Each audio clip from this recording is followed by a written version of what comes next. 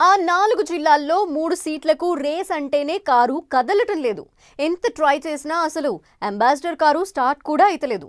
నేతలు మేమున్నాం నెడతామంటున్నా sir వద్దంటున్నారట. Full tank diesel ఉన్నప్పుడే రేస్కి వెళ్లాలని చెప్తున్నారట. సిట్యుయేషన్ బాలేదు, తొందరపడొద్దని అంటున్నారట. అసలెప్పుడు మళ్ళీ ఎన్నికలెక్కడా?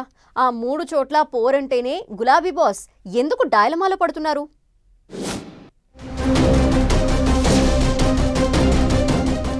ఆ 3 సీట్లలో పోరు అంటేనే కదలని కారు. గ్రాడ్యుయేట్ ఎమ్మెల్సీ ఫైట్ కు బీఆర్ఎస్ దూరం.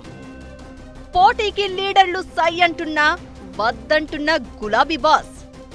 ఎన్నిక ఏదైనా రాష్ట్రంలో ఏ మూలన ఏ పోస్టుకు ఎలక్షన్స్ జరిగినా ఒకప్పుడు గులాబీ పార్టీ హవానే వేరు. బీఆర్ఎస్ పార్టీకి పోటీగా అభ్యర్థిని బరిలోకి దింపాలంటేనే ఆలోచించే పరిస్థితి. సీన్ కట్ చేస్తే ఇప్పుడు అదే పార్టీ పోటీ చెయ్యాలా వద్దా అనే డైలమాలో ఉందట. కంచుకోటగా ఉన్న ఆ 4 జిల్లాల్లో వచ్చే ఎమ్మెల్సీ ఎన్నికల్లో కంటెస్ట్ చేయొద్దని భావిస్తోందట. ఆశావహులు ఉన్నా టికెట్ కోసం నేతలు పోటీ పడుతున్నా అధిష్టానం మాత్రం రుకో జరా సబర్ కరో అంటోందట. మార్చిలో కరీంనగర్, నిజామాబాద్, ఆదిలాబాద్, మెదక్ గ్రాడ్యుయేట్ ఎమ్మెల్సీ సీటుకు ఎన్నికలు రాబోతున్నాయి. ఆ సీటులో సీనియర్ నేత జీవన్ రెడ్డి సిట్టింగ్ ఎమ్మెల్సీగా ఉన్నారు. గతంలో ఈ సీటును 2 సార్లు గెలుచుకుంది బీఆర్ఎస్. కానీ ఇప్పుడు పోటీ చేయాలంటేనే ఆలోచిస్తోంది. తెలంగాణ ఉద్యమ సమయంలో కోరి మరీ ఎన్నికలను తెచ్చుకున్న గులాబీ పార్టీ అపోజిషన్లోకి వచ్చేసరికి డీలా పడిపోయింది.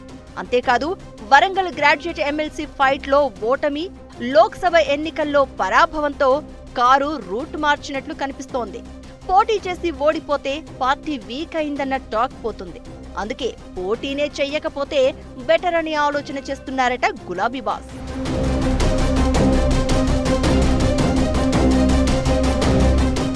కరీంనగర్, నిజామాబాద్, ఆదిలాబాద్, మెదక్ జిల్లాల పట్టభద్రులు, ఉపాధ్యాయ మండలి సభ్యుల ఎన్నికలు, కరీంనగర్ స్థానిక సంస్థల కోటా మండలి ఎన్నికలు వచ్చే మార్చి నాటికి పూర్తి కావాల్సి ఉంది. శాసన మండలి ఎన్నికలు కావడంతో సిట్టింగ్ శాసన మండలి సభ్యుల పదవీకాలం పూర్తి కాకముందే ఈ ఎన్నికలను ఎన్నికల సంఘం పూర్తి చేస్తోంది. రాష్ట్రంలో కాంగ్రెస్ పార్టీ అధికారంలో ఉండడంతో ఈ 3 సీట్లలో పోటీపై గులాబీ పార్టీ ఓ నిర్ణయానికి రాలేకపోతోంది. ప్రస్తుత రాజకీయ పరిణామాలను దృష్టిలో పెట్టుకుని ఈ ఎన్నికలకు బీఆర్ఎస్ దూరంగానే ఉండాలన్న అభిప్రాయానికి వచ్చినట్లు తెలుస్తోంది. ఎంతో మంది ఆశావహులు పోటీ చేసేందుకు సిద్ధంగా ఉన్నా పార్టీ పెద్దలు మాత్రం ఈ వ్యవహారంపై దృష్టి పెట్టకపోవడంతో నేతలు కూడా ఆశలు వదులుకుంటున్నట్లు తెలుస్తోంది. సాధారణ ఎన్నికలతో పోలిస్తే అతి తక్కువ మంది ఓటర్లు ఉండే ఈ ఎన్నికల్లో పోటీ చేసినా సానుకూల ఫలితాలు దక్కే అవకాశం లేదని గులాబీ పార్టీ అంచనా వేస్తోందట. ఈ స్థానాల్లో ప్రస్తుతం బీఆర్ఎస్ కు ప్రాతినిధ్యం లేకపోయినా ప్రస్తుత పరిస్థితుల్లో పోటీ చేసినా విజయం దక్కించుకోలేమన్న అభిప్రాయంతో గులాబీ దళపతి ఉన్నట్లు టాక్. అందుకే పోటీకి దూరంగా ఉండాలన్న సంకేతాలు ఇచ్చారని తెలుస్తోంది.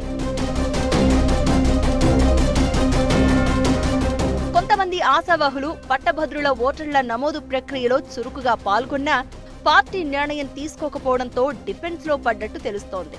పార్టీ అధికారికంగా అభ్యర్థిని అనౌన్స్ చేసి సహకరిస్తేనే పోటీకి తాము సిద్ధమన్న అభిప్రాయాన్ని కొంతమంది నేతలు వ్యక్తం చేస్తున్నారు. ఇక పట్టభద్రుల ఎమ్మెల్సీ ఎన్నికల విషయం ఇలా ఉంటే స్థానిక సంస్థల ఎమ్మెల్సీ ఎన్నికల్లో కూడా ప్రభావం చూపించకపోవచ్చని గులాబీ పార్టీ నేతలు భావిస్తున్నారట. ఈ కారణంగానే ఎన్నికలకు దూరంగా ఉండాలన్న అభిప్రాయంతో బీఆర్ఎస్ అధినేత ఉన్నట్లు ప్రచారం జరుగుతోంది. ఎన్నికల నోటిఫికేషన్ వచ్చేసరికి గులాబీ పార్టీ అధిష్టానం ఆలోచన మారుతుందా లేక పోటీకి దూరంగానే ఉంటారా అన్నది వేచి చూడాలి.